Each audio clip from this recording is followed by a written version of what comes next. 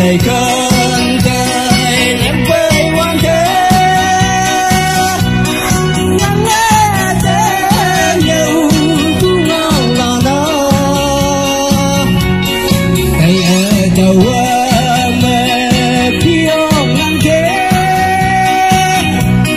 nhưng muốn cần phá cầu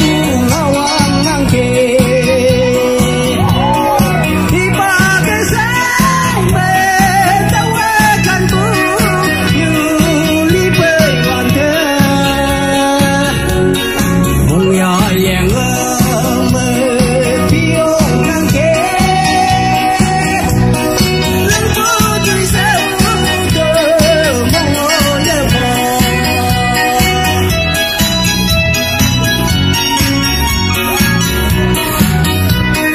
lệ còn mệt đâu